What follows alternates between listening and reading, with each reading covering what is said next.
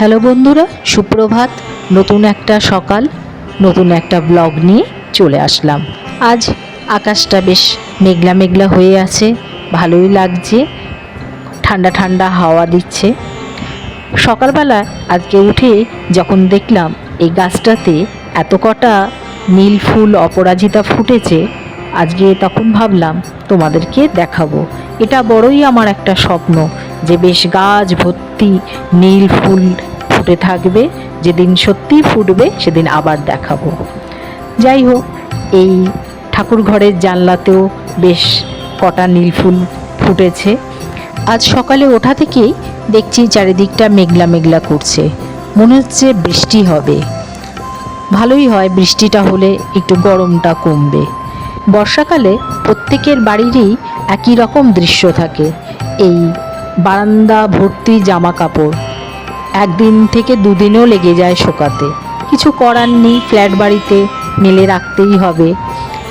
যাই হোক, এই একটা লাল পাতাবাহার গাছ খুব ছোট্ট এনেছিলাম, দেখো বেশ পাতাগুলো ছাড়তে ছাড়তে অনেকটাই বড় হয়ে গেছে। আর তাছাড়া আজকে একটা ঘণ্টা জবা ফুটেছে। সকালবেলা উঠে বেশ এরকম গাছে ফুল ফুটে থাকতে দেখলে মনটা এমনিতেই ভরে যায়। যাই হোক, আর বেশিক্ষণ নয়, আজকে একটা রান্না তোমাদের সাথে শেয়ার করব।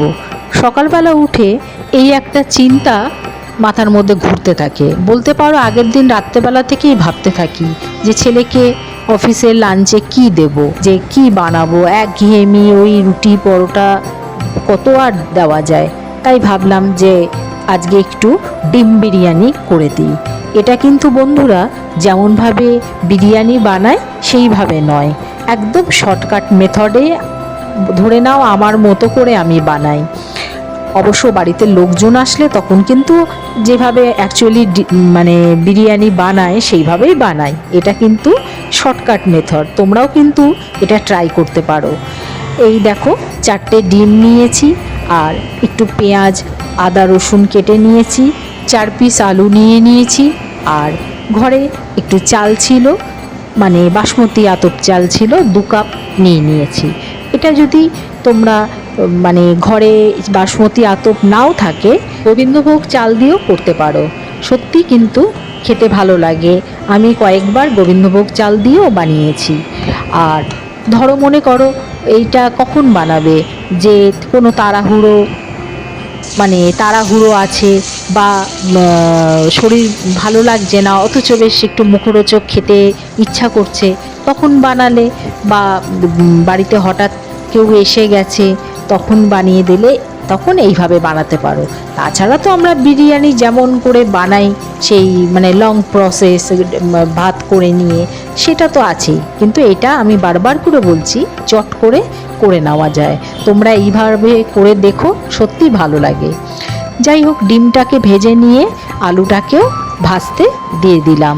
একটু লাল করে আলুটাকে ভেজে নেব, নিয়ে আলুটাকে তুলে নেব। আলু আমার মোটামুটি ভাজা হয়ে গেছে। এবার আলু তুলে নিয়ে আমি 2টো তেজপাতা এবং গরম মশলা, গোটা গরম মশলা ফোড়ন দিয়ে দেব যে কেটে রেখেছি পেঁয়াজটা।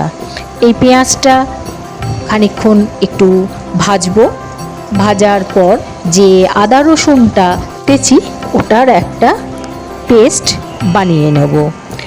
দেখো, আমার এই আলুটা বেশ লাল করে ভেজে তুলে নিয়েছি। এবার আমি এই মিক্সিতে আদা আর যে রসুনটা কেটেছি, আদা রসুনের একটা পেস্ট বানিয়ে নেব। সামান্য একটু জল দিয়ে আদা রসুনের একটা পেস্ট বানিয়ে নিলাম। এবার এর মধ্যে মিশিয়ে দেবো 1 চামচ হলুদ, একটু লঙ্কার গুঁড়ো, অল্প একটু হাফ চামচ মতো জিরে গুঁড়ো, আর হাফ চামচ ধনের গুঁড়ো দিয়ে একটা মশলা আমি তৈরি করে রাখলাম। পেঁয়াজটাও আমার মোটামুটি লাল করে ভাজা হয়ে গেছে। এবার এর মধ্যে এই মশলাটা দিয়ে দিলাম। এবার কিছুক্ষণের জন্য এই মশলাটাকে আমি কষিয়ে নিলাম। খানিকক্ষণ মশলাটা কষাতে কষাতেই এর মধ্যে দিয়ে দেব একটু লবণ। লবণটা এইভাবে দেব যে আমি 2 কাপ চালটা নিয়েছি, সেই চালের মাপ করেই লবণটা আমি দিয়ে দিলাম। আর দিলাম একটু টেস্টের জন্য চিনি। এবার মশলাটাকে ভালো করে কষিয়ে নেব, যতক্ষণ না জলটা শুকিয়ে তেলটা বেরোচ্ছে ততক্ষণ নেড়ে যেতে হবে। এবার এর মধ্যে মিশিয়ে দেব শাহি বিরিয়ানি মশলা। দিয়ে দিলাম 1 চামচ মতো শাহি বিরিয়ানি মশলা। এই মশলাটা মেশানোর পরই বিরিয়ানি যে স্মেলটা আসে, তো সেই স্মেলটা এসে যাবে। এবার মশলা মোটামুটি আমার রেডি হয়ে গেছে। দেখো তলাটা লেগে যাচ্ছে মশলাটা, জলটা একদমই শুকিয়ে গেছে। এবার এর মধ্যে দিয়ে দেব যে চালটাকে আমি জল ঝরিয়ে রেখেছি, ওই 2 কাপ চাল এবার এর মধ্যে মিশিয়ে দেব। চ্যানেলে যারা নতুন বন্ধু তাদের বলবো, যদি ভালো লাগে অবশ্যই চ্যানেলটাকে কিন্তু সাবস্ক্রাইব করে দিও।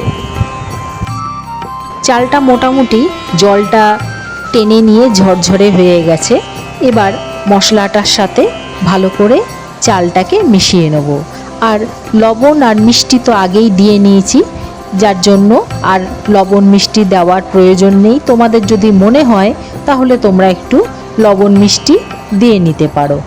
যাই হোক, চালটা দিয়ে নেবার পর যে কাপটা মেপে আমি 2 কাপ চাল নিয়েছিলাম, ঠিক ওই কাপেরই মানে 4 কাপ জল আমি পাশে গরম করে নেব। এই সময় বলি, যেহেতু আমি এইটা প্রেসারে বানাবো, তার জন্য জলের মাপটা একদম ঠিকঠাক হওয়া চাই। একটু বেশি হলেই মানে একটা মানে কাদা কাদা টাইপের হয়ে যাবে, যার জন্য জলটা একদম মানে ঠিকঠাক যে কাপে চাল নেবে বা যে বাটিটাতে চাল নেবে সেই বাটিতে মেপে জলটা দিলে একদম অ্যাকুরেট হয়। প্রেসারটা এবার আমি ওভেনে চাপিয়ে দিয়েছি। দিয়ে দিলাম একটু হোয়াইট অয়েল। তারপর এই প্রেসারে যখন দেখব তেলটা গরম হয়ে গেছে, এর মধ্যে ওই মানে মশলা মাখানো চালটাকে এই প্রেসারের মধ্যে আমি দিয়ে দিলাম। তার সাথে দিয়ে দিলাম যে 4টে আলু ভেজে রেখেছি, এই 4টে আলুকে। ডিম পরে আমরা মেশাবো। মোটামুটি আমার প্রেসারের মধ্যে আমি পুরো চালটাকে মশলা সমেত আলু দিয়ে নিলাম। এবার এর মধ্যে ওই গরম করা যে জলটা সেটা ঢেলে দেবো। সত্যি কথা বলতে বন্ধুরা, এই পুরো রান্নাটা তোমার করতে 15 থেকে 20 মিনিট মতো লাগে, যার জন্যই আমি বলছিলাম না খুব চটজলদি হয়ে যায়। এই ধরনের প্রসেসে যদি বানাও, খেতেও ভালো লাগে আর খুব তাড়াতাড়ি হয়ে যায়। অনেক সময় আমাদের শরীর ভালো লাগে না, কিন্তু মানে মুখরোচক কিছু খেতে ইচ্ছা করে, তখন যদি এইভাবে বানিয়ে খাও দেখবে খুব ভালো লাগে। আমার হয়ে গেল। এবার আমি প্রেসারে 2টো সিটি মেরে নেব। ঢাকনা দেওয়ার আগে মিশিয়ে দিলাম 1 চামচ ঘি। আমার মোটামুটি সব কিছু কমপ্লিট হয়ে গেছে। এবার আমি প্রেসারে 2টো সিটি মেরে নেব। দেখো বন্ধুরা, 2টো আমার সিটি মারা হয়ে গেল। এখন আর কিছু করার নেই, বিরিয়ানি কমপ্লিট।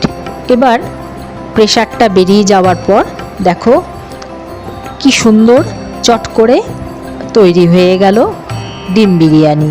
এবার আমি বিরিয়ানিতে মধ্যে এই ডিমটাকে মিশিয়ে দিলাম। খুব চাল এবং আলু 2 সেদ্ধ হয়ে গেল আর ঝরঝরে হয়েছে। গাছ থেকে পুদিনা পাতা এনে একটু ডেকোরেশন করে দিলাম।